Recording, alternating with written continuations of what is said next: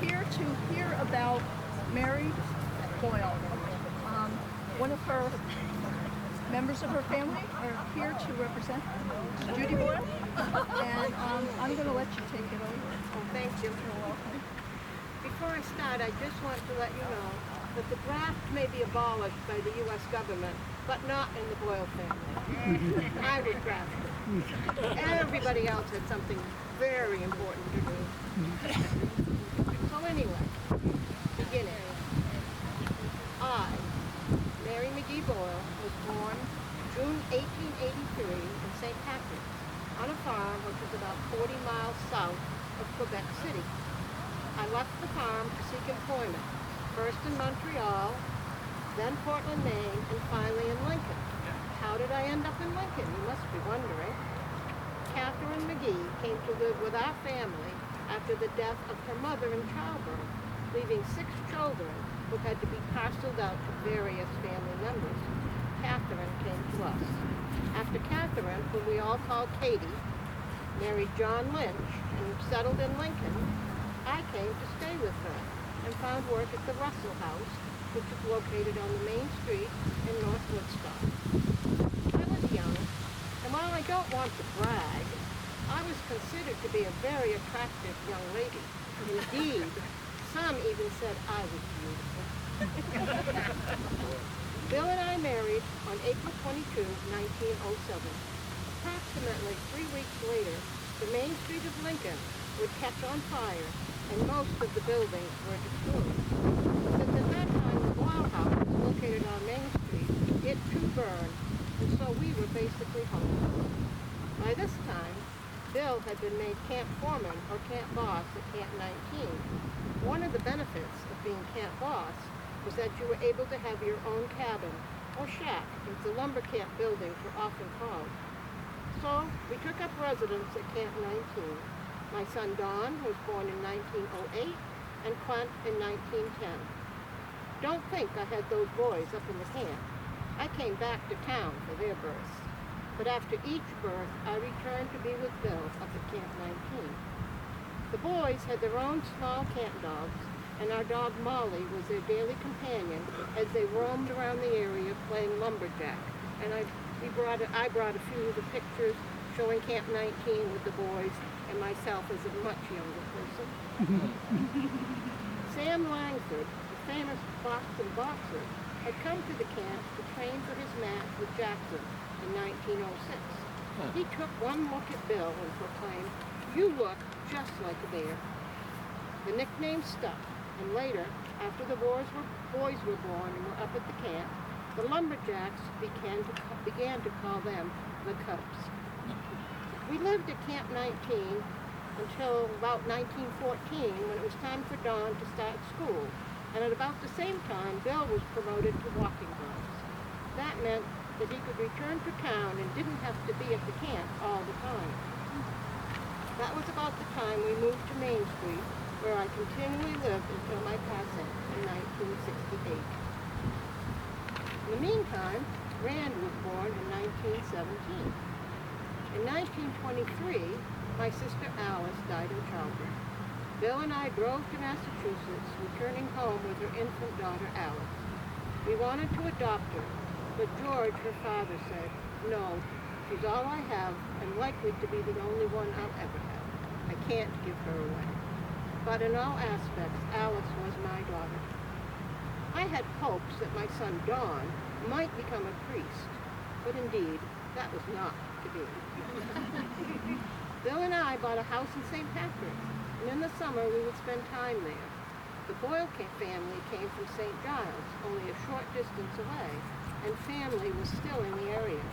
Many men came from that area to Lincoln in the winter to work in the lumber camps, leaving their wives to tend to their farms and children, and they liked to call women the weaker sex. Bill was known for his logging skills and his ability to spot logging roads. One time, an engineer came up from Boston to inspect the logging operation. After seeing the series of roads snaking up the mountainside, he asked Bill, "What engineer did you hire to lay out those roads?" Bill was holding a spotting axe, and he raised it up and pointing said, "This." Bill and I had a big Buick, which we drove up to Canada, loaded with things for the old homestead. My nieces and nephew always looked for us out the upstairs window. They knew we were coming up the road because the car lights were so bright.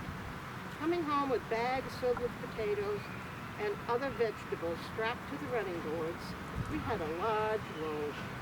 A few times during Prohibition, we even tried hiding a bottle or two of whiskey among the potatoes. Bill did like to have a little sip now and again. After Prohibition was over, Lincoln, or Henrystown, as it was often called, was still dry.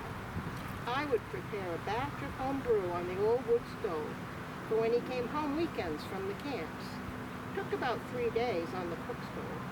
One time, one of my grandsons decided to try a batch and followed my recipe. One thing he forgot was that I used the cook stove. He made his out in his garage, and after 3 days, bottled it up. Indeed, it wasn't too long before bottles began exploding, and he frantically had to call and warn people. Serves him right. After my kids were all grown up with families and homes of their own, I enjoyed playing cards with my friends. We would meet afternoons at each other's home, play canasta, drink tea, and visit. Naturally, they did not gossip, or we did not gossip. I walked everywhere. Even though we owned a Buick, I never drove. In later years, my daughter-in-law drove, often with grandchildren heading up to Canada. I was a member of the Daughters of Isabella, and for approximately 60 years, a parishioner of St. Joseph Church. I also want to tell you that I, Mrs. William P. Boyle, consecrated the entire Boyle family, living or deceased, into the Sacred Heart of Jesus on May 23rd, 1923. That was special to me. I had a large garden plot behind my house and grew many different vegetables, all of which I preserved and stored for winter. One of my granddaughters remembers seeing a bag hanging from the kitchen ceiling. She looked at me and said, "Grammy, what are you doing?" "Making crabapple jelly," I replied. Takes almost all day to do. I don't know if young people today even know what crabapple jelly is. Indeed, they don't know what they're missing. I sometimes think that young people forget that we were young once. A couple of my granddaughters were spending the night one summer, and after a few games of cards began yawning and remarking how tired they were. So we all decided to go to bed. They must have thought I was really stupid. After they figured that I must be asleep, they crept down the stairs and went down the street in the dark to Durant's store. Well, of course it was closed. So eventually they came sneaking back into the house. Imagine their surprise when they saw me standing there. I told them, "Don't you ever again go out at night in the dark on the streets of Lincoln." Guess I really surprised them. My sons and grandchildren made sure I had wood or coal as needed for the stoves. Of course, I might have to make a phone call as a reminder, but indeed, they responded, and I always tried to have cookies for treats for them.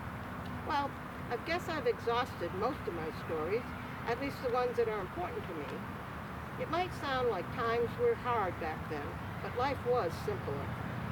And Bill, as walking boss, was well paid for the time. And indeed, I enjoyed helping my family and others. Thank you for listening. And if you want, there's the copies of Boys, Clinton